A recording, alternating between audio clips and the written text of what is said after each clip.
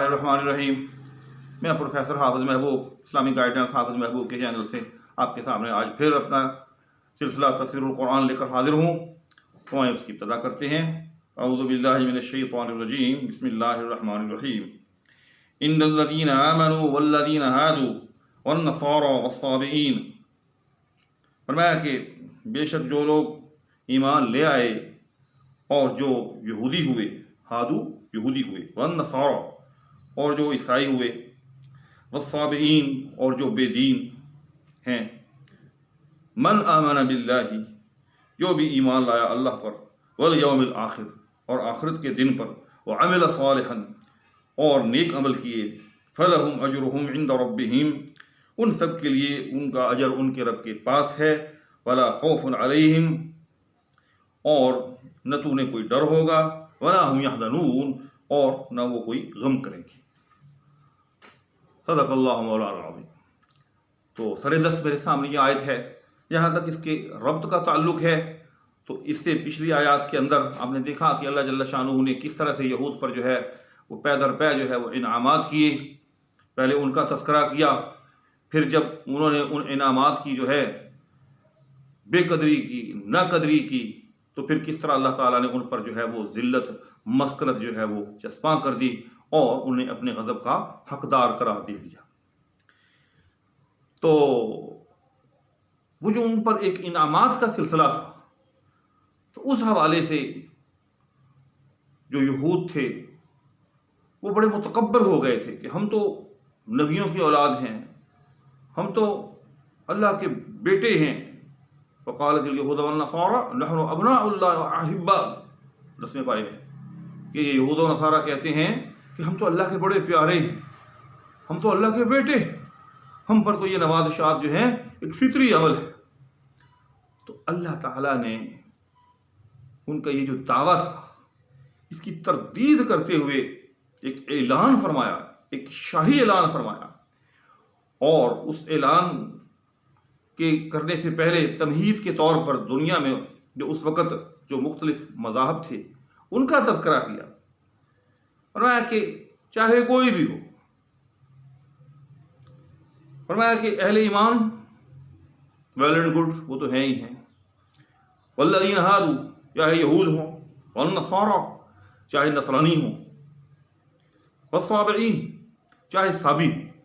صابی کے حوالے سے یاد رکھیے گا کہ تفاسیر میں بہت سارے اقوال موجود ہیں، قرآن کے اندر ان کی جو ہے تفسیر صراحت کے ساتھ نہیں آئی، اور تاریخ کے اندر بعض مورخین مفسرین ان کو ستارہ پرست کہتے ہیں، بعض ان کو قوم نوح کہتے ہیں، اور بعض نے ان کو جو ہے قوم ابراہیم قرار دیا ہے۔ تو ہمیں اس تفصیل میں جانے کی ضرورت بھی نہیں ہے، نہ اس کی تعیین کی ضرورت ہے۔ ہماری ضرورت یہ ہے کہ اللہ تعالیٰ اعلان کر رہا ہے کہ چاہے کسی کے ساتھ کسی شخص کا تعلق، ہمارا شاہی اعلان کیا ہے؟ ہمارا شاہی اعلان یہ ہے کہ من آمن باللہ والیوم الآخر، نمبر 1 اس کا اللہ پر ایمان ہو، والیوم الآخر نمبر 2 یوم آخرت پر ایمان رکھتا ہو، نمبر 3 عمل صالحا اور وہ نیک عمل کرتا ہو۔ جی ہاں، یہ اگر 3 شرطیں اس میں یہ پائی جاتی ہیں تو وہ ہے ہمارا پیارا، وہ ہے ہمارے اجر کا مستحق، وہ ہے وہ کہ جس پر قیامت کے دن کوئی خوف نہیں ہوگا اور نہ قیامت کے دن اس پر جو ہے کوئی غم ہوگا، وہ ہے ناجی۔ قرآن نے ان 3 شرطوں کے ساتھ اس کا اعلان کیا۔ اب یہاں سے بعض حضرات نے ایسے ہی ایک شبہ سا بھی ظاہر کر دیا ہے کہ دیکھیں جی، قرآن نے کہہ دیا کہ چاہے کوئی بھی ہو، یہودی ہو، عیسائی ہو، صابی ہو، مسلمان ہو، کسی بھی مسلک کے ساتھ اس کا تعلق ہو، اگر وہ ان 3 باتوں پر ایمان رکھتا ہے تو وہ ناجی۔ تو شبہ یہ پیدا کر دیا بعض لوگوں نے کہ یہودی اور عیسائی بھی جو ہیں وہ بھی تو اللہ پر ایمان رکھتے ہیں، وہ بھی تو جو ہے وہ آخرت پر ایمان رکھتے ہیں، لہذا پھر وہ بھی ناجی ہو گئے۔ تو میرے بھائی، اس آیت کے اندر جن 3 باتوں کا تذکرہ کیا گیا ہے یعنی اللہ پر ایمان، آخرت پر ایمان اور عمل صالح، ان تینوں کی تشریح اور توضیح وہ بھی قرآن نے جو ہے خود بیان کر دی ہے۔ جی وہ کیا ہے؟ اللہ نے اپنی صفات جو ہیں وہ کھول کر بیان کر دی ہیں۔ اب میں زیادہ تفصیل میں نہیں جاؤں گا ورنہ بہت لمبی ہو جائے گی ایک آیت کی تفسیر۔ تو سورہ اخلاص ہی لے لیں کہ قل هو اللہ احد اللہ الصمد لم یلد ولم یولد ولم یکن له کفوا احد۔ اللہ جل شانہ جس اللہ پر ایمان کی دعوت دے رہے ہیں اس کا کوئی بیٹا نہیں ہے۔ لم یلد ولم یولد، لم یلد کا مطلب ہوتا ہے اس نے کسی کو نہیں جنا، وہ کسی کا باپ نہیں ہے، اس کا کوئی بیٹا نہیں ہے۔ تو وہ فرقہ جو حضرت عیسیٰ علیہ السلام کو اللہ کا بیٹا مانتا ہو، جیسے عیسائی مانتے ہیں، وہ فرقہ جو حضرت عزیر علیہ السلام کو اللہ کا بیٹا مانتا ہو، جیسا کہ یہود مانتے ہیں، وقالت الیہود عزیر من اللہ، تو اس کا پھر اس اللہ پر کیسے ایمان ہو گیا جس اللہ نے یہ اعلان کیا ہے؟ ثابت ہوا کہ اس کا اللہ پر ایمان کوئی نہیں۔ اسی طرح سے یوم آخرت، اب یوم آخرت کے حوالے سے اللہ تعالیٰ نے کھول کر بیان کیا کہ اس دن کس طرح سے اللہ تعالیٰ جو ہے وہ مردوں کو جو ہے وہ دوبارہ زندہ کرے گا، حتیٰ کہ اللہ تعالیٰ نے مثالوں کے ذریعے یہ چیز سمجھائی۔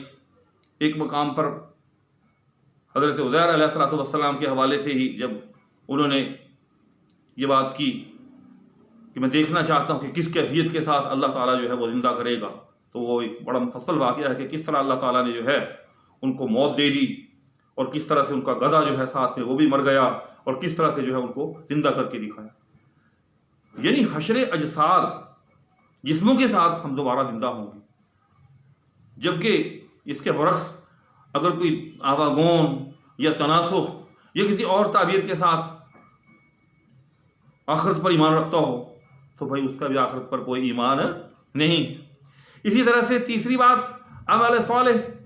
اب عمل صالح کیا ہے؟ نیک عمل۔ اور وہ کون سا نیک عمل ہے؟ وہ کیا ہے نیک عمل؟ اس کی توضیح کیا ہے؟ اس کی توضیح یہ ہے کہ پیغمبر کی اتباع کے اندر، جی ہاں، جس پیغمبر نے جیسے کہا اگر آپ نے اس کی تعلیمات کے مطابق عمل کیا تو پھر وہ عمل آپ کا نیک عمل، عمل صالح شمار ہوگا، ورنہ آپ کا عمل صالح شمار نہیں ہوگا۔ جی ہاں، اپنے وقت کے اندر حضرت موسیٰ علیہ السلام نے جس طرح سے عمل صالح کی تعلیم کی، جس طرح سے انہوں نے نماز پڑھنے کا طریقہ بتایا، جس طرح سے انہوں نے روزہ رکھنے کا طریقہ بتایا، اگر اس طرح سے کوئی نماز اور روزہ پڑھتا رہا تو اس کا عمل صالح معتبر۔ اسی طرح سے حضرت عیسیٰ علیہ السلام کے دور میں، اسی طرح سے اب حضور اکرم صلی اللہ علیہ وسلم کے دور میں عمل صالح وہی معتبر ہے کہ جس طرح آپ صلی اللہ علیہ وسلم بتا کر گئے۔ لہذا اب اگر کوئی انسان یہودی رہتے ہوئے، عیسائی رہتے ہوئے، سابی رہتے ہوئے، دہریہ رہتے ہوئے، ہندو رہتے ہوئے، سکھ رہتے ہوئے یا اور کسی مسلک کا پیروکار رہتے ہوئے کوئی عمل کرے اور وہ آپ صلی اللہ علیہ وسلم کے بتائے ہوئے طریقے کے مطابق نہ ہو تو اس کا وہ عمل صالح بھی قطعاً معتبر نہیں ہے، اس کا اللہ کے ہاں کوئی اعتبار نہیں۔ لہذا اب یہ تین باتیں جو ہیں جن کا یہاں تذکرہ کیا گیا ہے کہ اللہ پر ایمان ہو، یوم آخرت پر ایمان ہو اور وہ عمل صالح کرتا ہو، یہ تین باتیں اسی صورت میں حاصل ہو سکتی ہیں کہ وہ قرآن پر من و عن ایمان رکھتا ہو، اور قرآن پر من و عن ایمان تبھی ہو سکتا ہے کہ وہ لا الہ الا اللہ محمد رسول اللہ پڑھتا ہو، حضور اکرم صلی اللہ علیہ وسلم کو اللہ کا سچا نبی مانتا ہو۔ ایک وہ آدمی جو حضور اکرم صلی اللہ علیہ وسلم کو ہی معاذ اللہ کا سچا پیغمبر نہ مانے تو اس کا قرآن پر کیسے ایمان ہو سکتا ہے؟ کیونکہ قرآن تو آپ صلی اللہ علیہ وسلم کے توسط سے ہمیں جو ہے وہ پہنچا ہے۔ تو ثابت ہوا کہ اس آیت کے اندر جن تین باتوں کا ذکر ہے، یعنی ایمان باللہ، ایمان بالیوم الآخر اور عمل صالح نیک عمل، ان تینوں کا حصول اسی صورت میں ممکن ہو سکتا ہے کہ انسان جو ہے وہ حضور اکرم صلی اللہ علیہ وسلم پر ایمان لائے، کلمہ پڑھے لا الہ الا اللہ محمد رسول اللہ، اسلام قبول کرے۔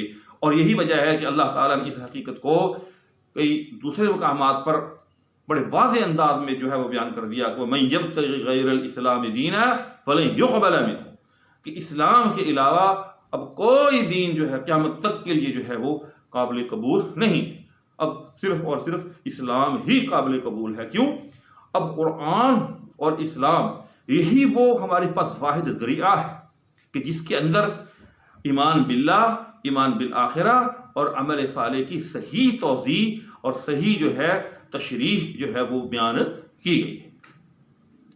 امید ہے کہ آپ کو یہ آیت جو ہے آج اچھی طرح سے جو ہے وہ سمجھ میں آ گئی ہوگی۔ اسی کے ساتھ آپ سے اجازت چاہتا ہوں، انشاءاللہ تعالی نیکسٹ میٹنگ تک آپ سے اجازت چاہوں گا۔ اللہ حافظ۔